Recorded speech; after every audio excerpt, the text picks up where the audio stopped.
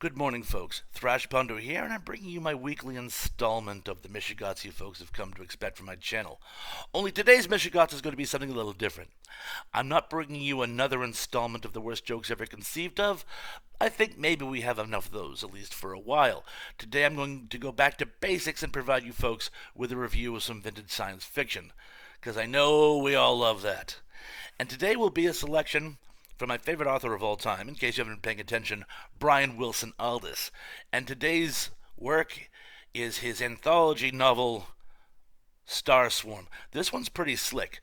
What he did was he took a collection of his short stories of a, shall we say, a related theme, put them together under a framework, in this case the framework of a futuristic galactic empire, and provided as a single book, when each of the books are sort of microcosmic within the overall book. It's very, very slick. And I'm going to be reviewing Sector Yellow today, or shall we say, The Legend of Smith's Burst, which is the actual name of the short story.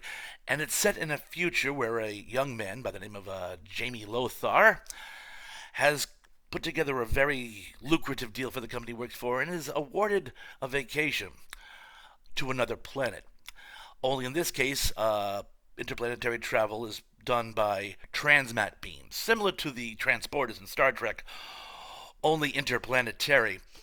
Only the company he uses is, shall we say, disreputable, and something goes awry and he lands on a truly bizarre alien world. An alien world we have found out has been contaminated by antimatter, causing the entire biosphere to go haywire. And literally, it's almost like something out of H.G. Wells' Solonites. The life forms on this planet are all completely different to one another. The genes have been mixed, and you don't have mammals and insects and whatnot. You have rat, bat, spider things that just sort of infest the place. Although they're all, or most of them are all, at least semi-intelligent.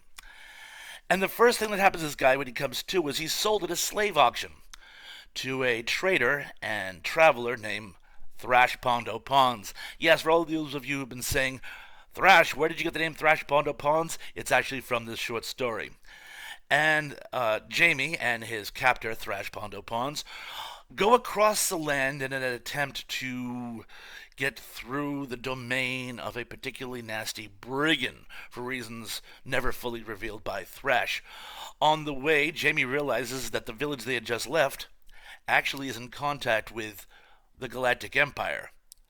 So he has a way of getting back home. All he has to do is escape, find that village he left some days ago again, and convince them to give him a lift back to civilization.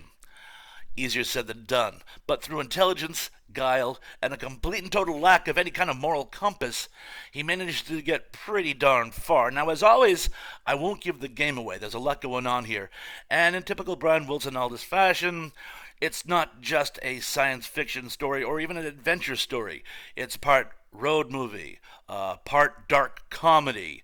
It has a lot going on, and it all just comes together very, very well. It's a very entertaining short story, and I highly recommend you go out and check it out. Legend of Smith's Burst, or if you actually manage to find a copy of Starswarm, Sector Yellow. If you like that one, I have a number of other sectors. The framework of this short story is that it was glimpses of this galactic empire. So what they do is they give you, each chapter represents a different sector. So start with Sector Yellow, and we'll move on to other sectors as you folks seem fit. Anyway, I'll let you guys go today. Be safe, be good, and I'll see you all very, very, very, very soon.